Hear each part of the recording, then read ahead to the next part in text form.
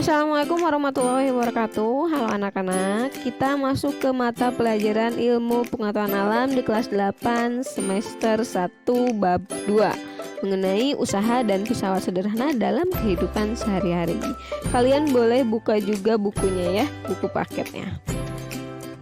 Nah, yang pertama adalah usaha. Usaha itu apa sih, Bu? Usaha itu adalah memberikan suatu gaya pada suatu benda dan memiliki perpindahan tentunya. Jadi kalau misalkan nih kalian mau mindahin suatu benda, itu disebutnya apa? Gaya ya. Nah, dan gaya itu kita memerlukan usahanya. Nah, kita masuk ke rumus. Nah, jadi semakin besar gaya yang digunakan untuk memindahkan benda, semakin besar pula usaha yang dilakukan. Semakin besar perpindahan benda, semakin besar pula usaha yang dilakukan. Jadi nih, kalau misalkan kalian mau mindahin lemari sama kursi, itu usaha yang lebih besar itu yang mana? Pasti lemari ya, karena posisi bendanya itu lebih besar. Jadi semakin besar benda, semakin besar pula usaha yang dilakukan. Jadi berdasarkan pernyataan tadi, dapat disimpulkan bahwa besarnya usaha ditentukan oleh besar gaya yang diberikan pada benda dan perpindahannya ya, besar perpindahannya. Nah, secara matematis dapat dituliskan rumusnya seperti ini. W sama dengan F besar dikali delta S. Nah, W ini adalah usaha, satuannya adalah joule. F besar adalah gaya, satuannya adalah Newton, dan delta S itu adalah perpindahan, satuannya kalau perpindahan kan jarak ya, berarti adalah meter. Kita coba ke latihan soal nih. Ada. Apakah kamu sudah mulai mengetahui tentang konsep dan penerapan rumus usaha? Agar kamu lebih memahami konsep dan penerapan rumus usaha, ayo pahami pernyataan berikut. Nah, Lani mendorong rak dengan gaya sebesar 100 Newton, sehingga rak tersebut berpindah sejauh 10 meter. Sedangkan Siti mendorong rak lainnya yang sama massa dan ukurannya dengan gaya sebesar 400 Newton, sehingga rak tersebut berpindah jauh 40 meter. Berapakah besar usaha yang dilakukan oleh Lani dan Siti? Jadi kita mau ngitung nih usaha mereka itu berapa ya. Nah, biasakan untuk menulis atau menjawab soal fisika dalam IPA ataupun soal cerita matematika, itu usahakan kalian tulis yang diketahui itu apa aja, terus yang ditanyakan itu apa aja, dan tentunya langsung dijawab. Jadi kalau misalkan nanti ada soal terus ditanya soalnya soal cerita, itu wajib meskipun kalian cuman ngisi yang diketahui apa, ditanyakan apa, terus jawabannya misalkan salah, tidak apa-apa. Sampai situ pun kalian akan memiliki nilai dari guru, karena kalian sudah menganalisis yang diketahuinya apa, terus ditanyanya yang dipertanyakan dalam soal itu apa. Nah, kita lanjut lagi di sini. Yang diketahui F Lani. F Lani itu apa? F Lani itu adalah gaya. F itu gaya. Gaya Lani tadi 100 Newton, dan gaya Siti itu 400 Newton. Nah, perpindahannya berapa Lani? Lani 10 meter. Kenapa 10 meter? Karena Lani memberikan gayanya hanya 100 Newton. Nah, sedangkan Siti dia lebih besar ya. Dia 40 meter perpindahannya. Maka yang ditanyakan adalah usahanya nih. Usaha keduanya berapa? Sampai ada perbandingan seperti ini. Padahal masa bendanya itu sama. Berarti sudah kelihatan ya, Siti itu dia usahanya lebih besar ya. Nah, kita masukkan rumus.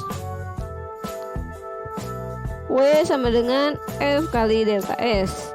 Nah, usaha Lani itu F-nya berapa? 100 ya. Yang ini 100 Newton dikali 10 meter. Hasilnya tinggal kalikan saja, 100 dikali 10 yaitu 1000 Joule. Jangan lupa pakai satuannya.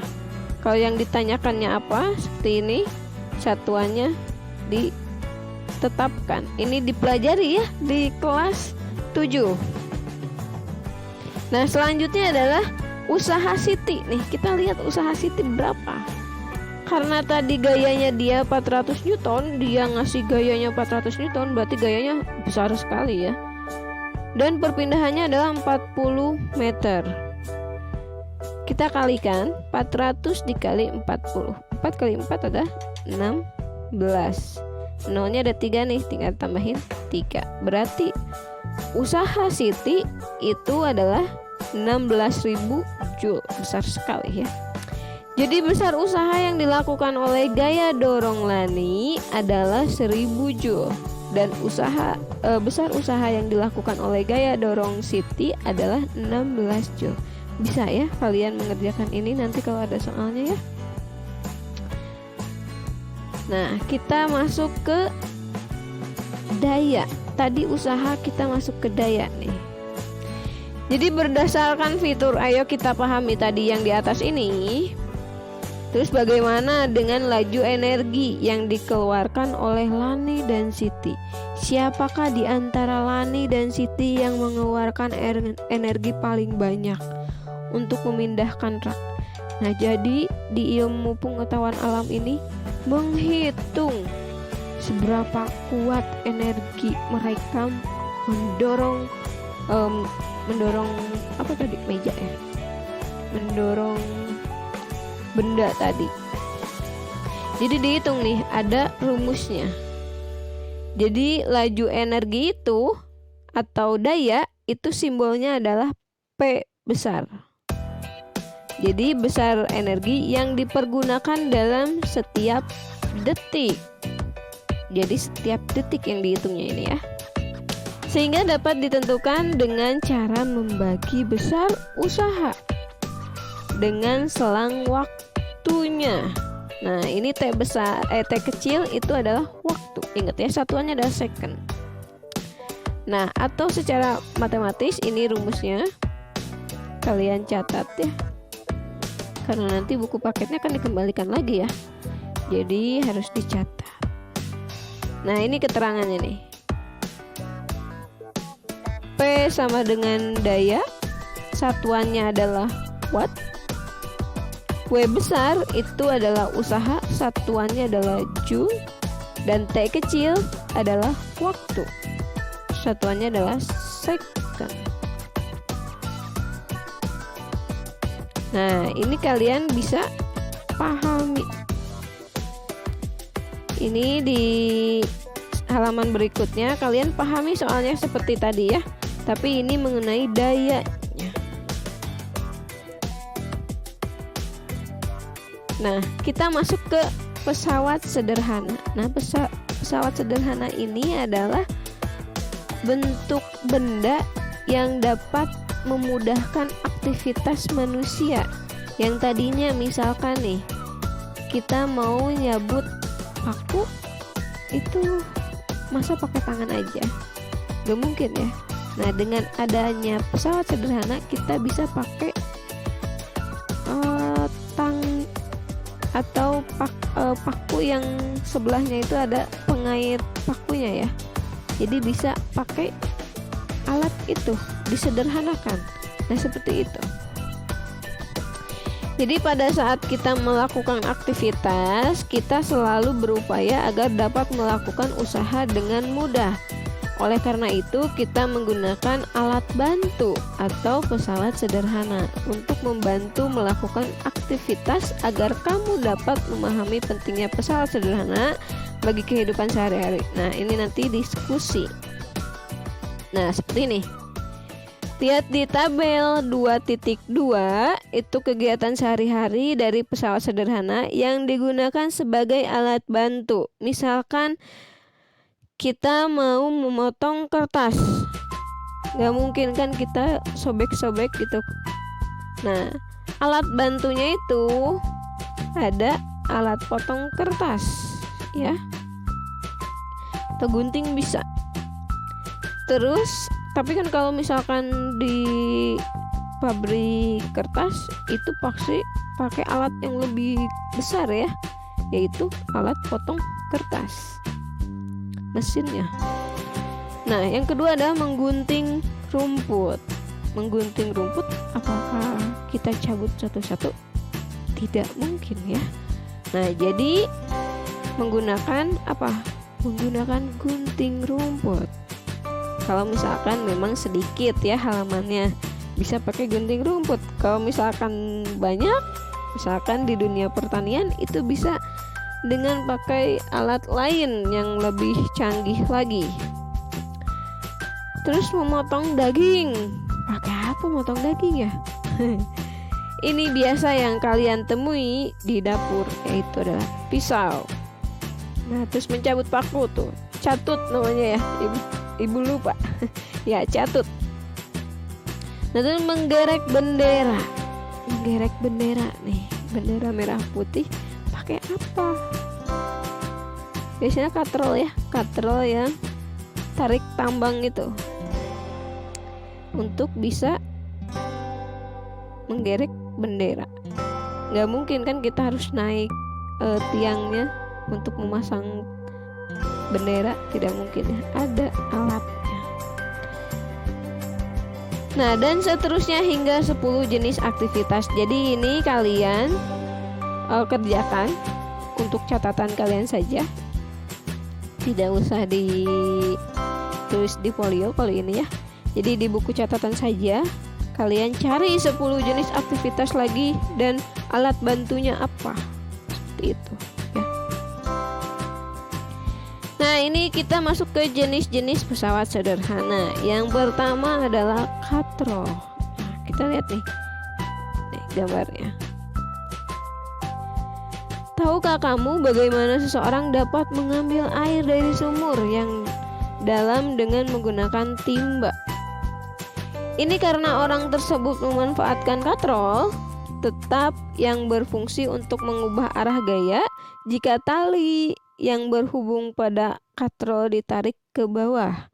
Maka secara otomatis timba yang berisi air akan tergerek ke atas. Jadi keuntungan mekanis katrol tetap sama. Jadi cuma satu, karena pada katrol tetap tunggal. Gaya kuasa yang digunakan untuk menarik beban sama dengan gaya beban.